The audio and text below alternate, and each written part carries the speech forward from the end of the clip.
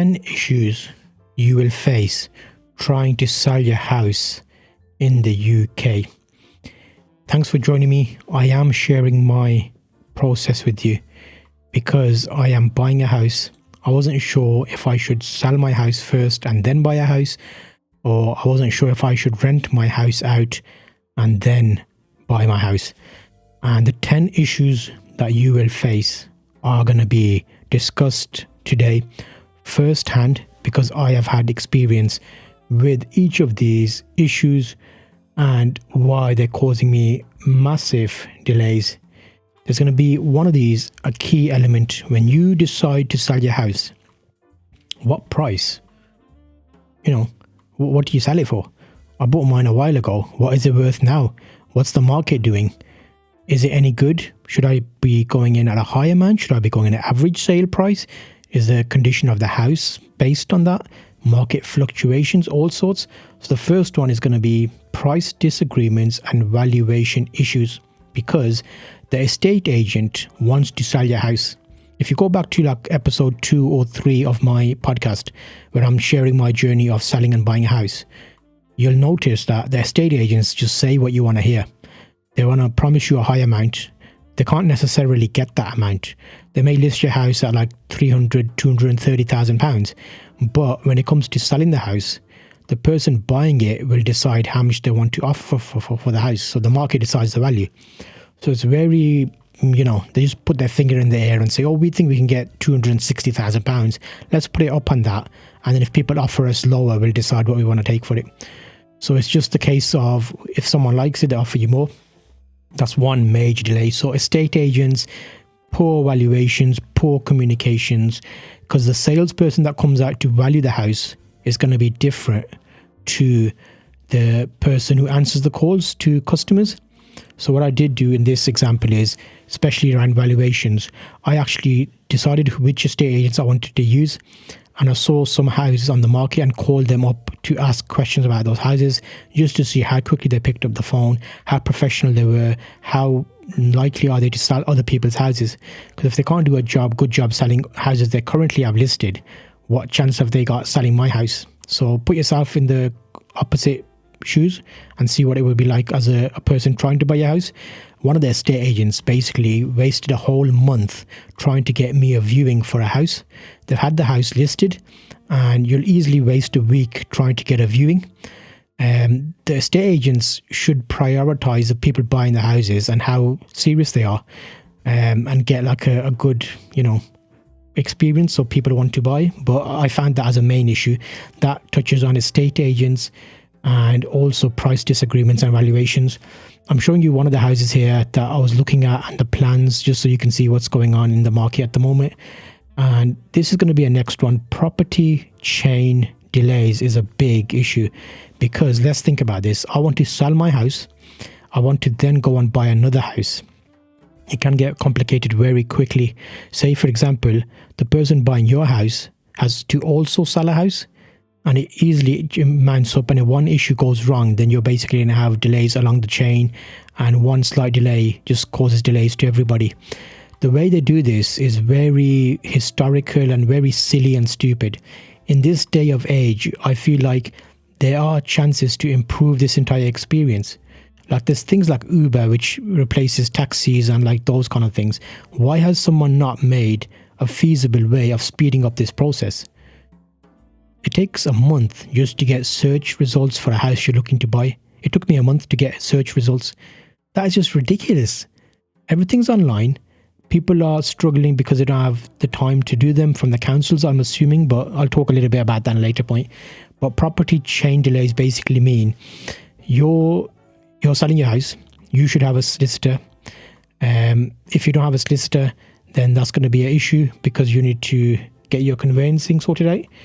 So conveyancing and property chain delays, I'm going to talk a little bit more about these, while also showing you a couple of videos of houses that I went to view, and just to find out what is going on, and the estate agents, how good are they, and giving you an insider view. So while in this podcast, I wanted to share some of the actual viewings with you, so I did record some of these and shared those. So when I say property chain delays, coming back to that point, what I mean by this is you're going to have a purchase, you need to have a solicitor in place. The person buying your house needs to have a solicitor. So we've got one solicitor for the buyer. I have one solicitor for the seller. I'm also buying a house. So my same solicitor acts in two places. He acts for my sale and my purchase. And then they have to communicate with the seller's solicitor, the person selling the house to me. So we have three solicitors in play there. Luckily on mine, I don't have an estate agent because I'm selling directly. But the one I'm buying has an estate agent. So you've got three solicitors, you've got a estate agent, then you've got the buyers and the sellers. So it's easily like 8 or 9 people. And I'm thinking mine is straightforward because the guy buying my house doesn't have to sell anything to buy my house. He's getting a mortgage out, first-time buyer. I'm selling my house to buy the next house.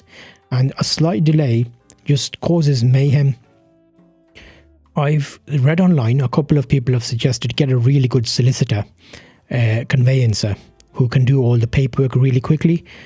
But I've found no matter how good your conveyancer is, the whole process is only as quick as the slowest solicitor. So a couple of these guys have got really budget solicitors who are slow at responding. They're disorganized and they're charging a low fee because the people buying the house obviously are a bit tight on money. And because those guys are so slow, everybody else has to wait for those solicitors. So no matter how good your solicitor is, you're only as good as the slowest solicitor. And that touches on property, chain delays, things like I had a question about the house. There was a bit of land on the back of the house which does not show on the deeds of the house. And I went back with the question. It took them 3.5 weeks just to come back and say, oh, okay, we'll have a look at that. 3.5 weeks. And that was a seller's solicitor. And during that 3.5 weeks, I was chasing my solicitor to chase the seller's solicitor because you can't directly communicate with the seller's solicitor. I was chasing the estate agent to chase the solicitor. And it's just like, what? Why do we have to go through 3 different loops of people to get a question answered? It seems like people want to sell, people want to buy.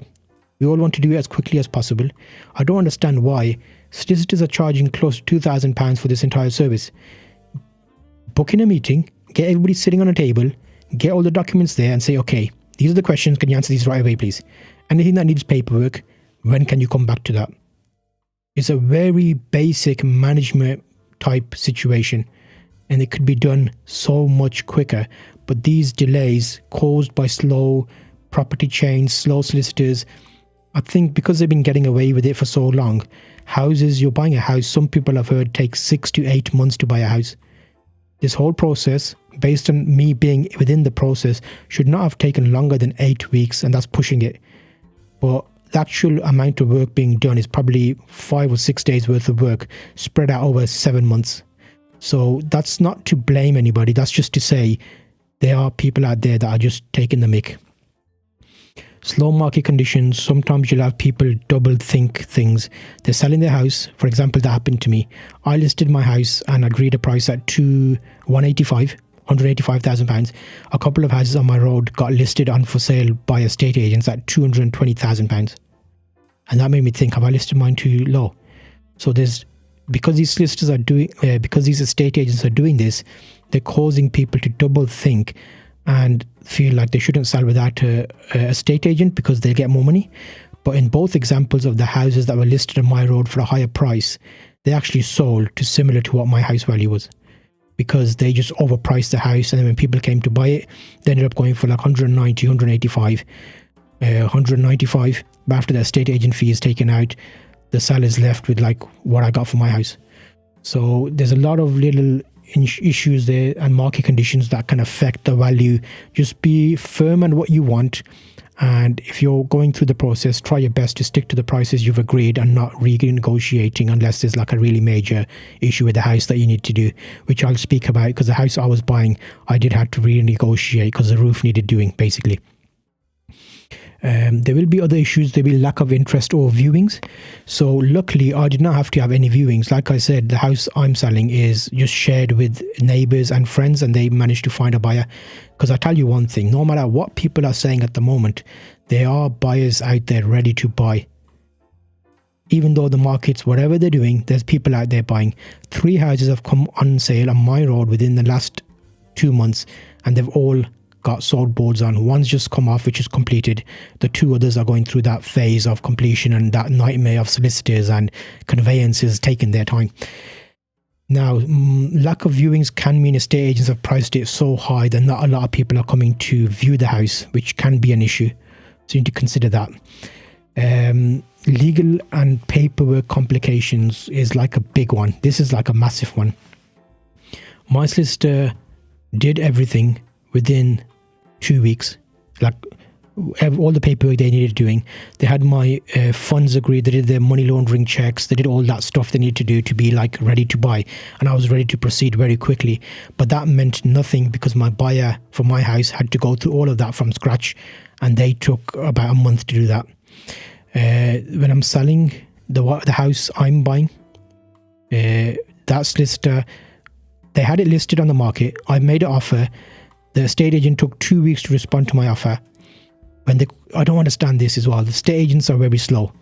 Someone offers on a house, the estate agent will pick up the call, email the seller of the house, say, okay, we've had this offer. Do you accept it? Don't you accept it? It sat there for 2 weeks. Nobody did anything. I had to chase multiple times. In the end, I said, if you want to sell the house, this is my offer. If you don't want to accept the offer, please decline the offer so I can go and look at other houses. You are not the only house on sale at the moment. And that gave the estate agent a little bit of a kick up the ass. And within like 20 minutes, they called me and said, yes, they've accepted the offer.